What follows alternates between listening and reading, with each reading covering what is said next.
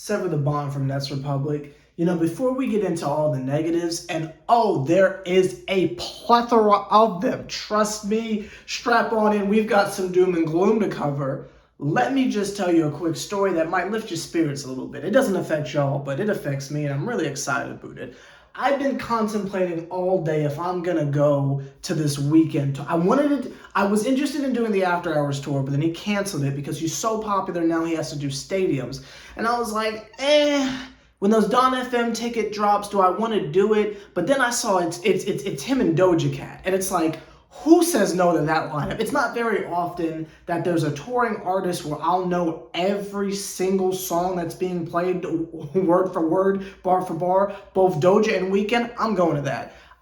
I'm sure tickets will be extremely expensive, but I'm going nosebleeds. I don't care. I'm getting the cheapest tickets I can find, and I'm going to make sure I'm there. I've never been a part of a raffle before, but hopefully Weeknd is not BTS famous to where they'll just be gone in a second. I'm hoping that's not the case. So by the next time I make a video, I'll let you know if I got the tickets or not. That's the positive. Time for some negative. Did you know they lost again? They went out there. It was a home game, so Kyrie wasn't able to play. Just going down the checklist of who's available to play, who's not. Kyrie Irving was not legally able to play because it was a home game. Ben Simmons still cannot play because of back complications, even though there are only 4 more weeks in the season. Really 3 if we're keeping it a bean, and if we're counting this particular week, there are only 3 more weeks left in the season until the playoffs, and Ben Simmons is still nowhere to be found, nowhere near close to coming back. We had Kevin Durant, but it's his first game back. So trying to judge that man on his first game back, that's just not fair. There are some general larger body things I want to throw out there. But again, I won't poo-poo on that man too much because it's his first game back and he almost dropped 30. So shout out to Kevin Durant for playing very, very well. We lost to a Miami Heat team that did not have PJ Tucker or Jimmy Butler. We still lost. Need I mention they didn't have Kyle Lowry either, and we still... Now, if Kyle was out there and I just missed it, I apologize, but I don't believe he was. We lost to basically Bam Adebayo, Tyler Hero, and a bunch of other dudes I've never heard of. Oh, and no Victor Oladipo as well. So there was no one out there but Bam, and we still lost. And not to mention the worst news of the entire night, Joe Harris is out for the season. Now, we knew he was probably going to be out for the season. I don't think that's a shock to anyone, but I'm just adding it on to all the terrible things that happened to us in the span of an afternoon. Listen, one of my favorite bands of all time is called Slipknot. And back when I was in the infant stages of being in high school, back in 2008, if you will, back in 2008/2009, they dropped an album called All Hope Is Gone. Well, I'm going to have to go back into my emo phase because I got to be honest with you, that is what we need to be playing right about now. All hope is gone. I think we'll be lucky if we make the play-in tournament because we're still losing. We are still finding ways to lose games. And the fact that we had Kevin Durant, Patty Mills, LaMarcus Aldridge, Dragic, Bruce Brown, Claxton, Blake Griffin was nowhere to be found, but we had the squadron. We had them dudes. We had James Johnson out there. Did I mention Kevin Durant was playing?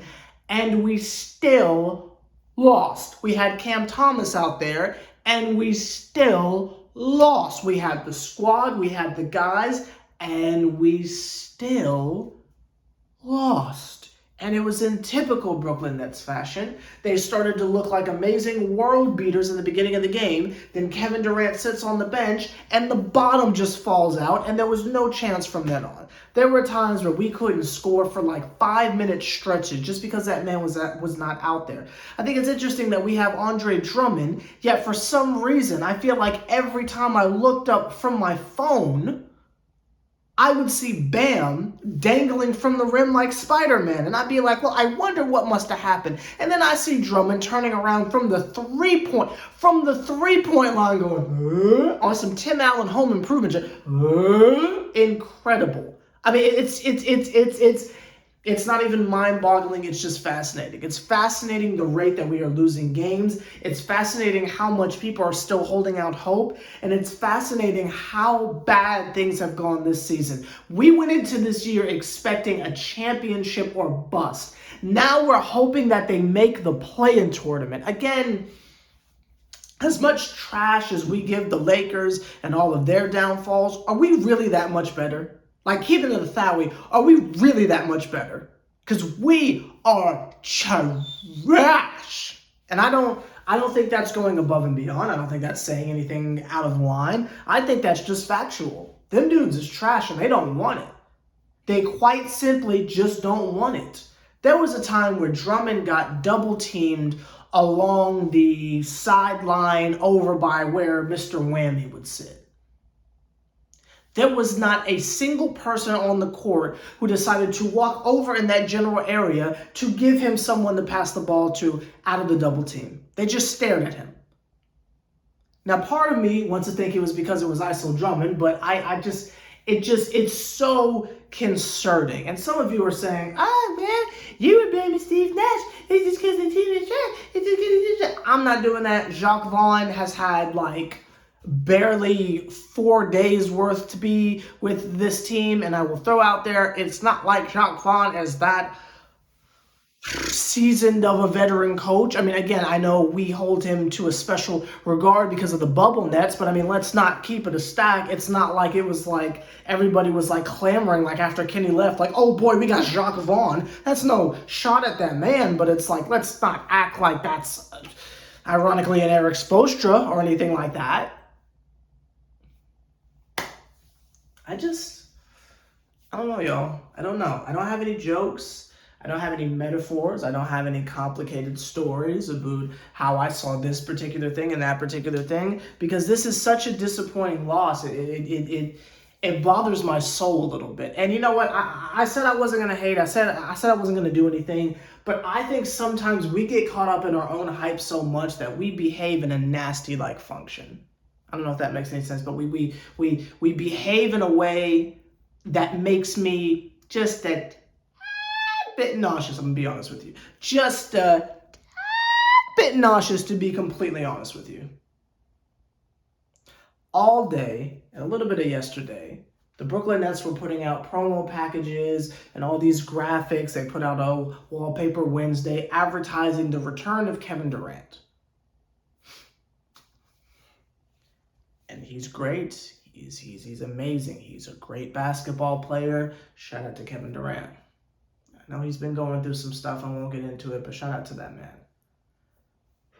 But the literal fact that you did all of that and then we still lost to a Miami Heat team who was on the road in our home that looked like a G League squad on paper with just Bam out there. I don't know how anyone has any hope. I'll be quite honest with you. If you want to know my personal opinion, this is not a reflection on Nets Republic. There are multiple writers and individuals who are part of the staff, and basically everyone but me, who is all gung-ho and hunky-dory and all excited for the probability of things getting better at some point this season. I am just not one of those individuals. I threw in the towel when Harden left, but I can understand. Well, at one point I could understand why individuals were still holding out faith and trying to keep the spirits alive. I am just not a part of that camp, and you'll have to forgive me for that. You'll just have to forgive me for that. The season is basically over, and we don't have a timetable on Ben Simmons. The season is basically over, and we have, I don't know how many times the mayor has to say no before we just say, well, I guess Kyrie's not coming back. I don't know how many more times that man has to specifically say, no, I'm not changing that part. When we just give up and it's just okay, Kyrie is not playing home games in Brooklyn, possibly ever. When do we just accept that? Joe Harris has been ruled out for the season, for the rest of the season. Obviously, there's only 20 games left, but he's been ruled out for the rest of the season. At the rate that we're playing, and Kevin Durant has to get back into shape. And if him dropping almost 30 points the first game off of injury against a team that is completely depleted is not enough to win games, that means we're asking him to put on playoff numbers just to get into the play-in tournament. Are you saying that man needed to score 40 points in order for us to win tonight's game? Is that the type of pressure we're putting on Kevin Durant? And wherever you rate that man's skill level aside, that is putting way too much effort on one individual. I do respect the fact that Kevin Durant is out there trying to word things in a way that's a little bit more, I'll say, responsible. Saying things like, I know the fans were expecting a championship this year, but shout out to the real fans who are in it for the long haul and this whole journey. That was very telling to me, because it means even Kevin Durant at this point sees the Brooklyn Nets as Oklahoma City. We are no longer Golden State, we are Oklahoma City. And KD is going to have to carry us and wait until we have the proper pieces around him to make that playoff push. Because from what I saw, even he knows it's probably a wrap if we don't fix this. Now the question remains, are the Brooklyn Nets, Brain Trust, and Kevin Durant, are they going to actually pull the strings and do the things that need to be done to make that next step? Are we going to go out and find a max player who is able to play every single game? Are we going to actually address our defensive concerns, or are we just going to hang our hat on Ben Simmons and say, you're Draymond Green, and call it a day?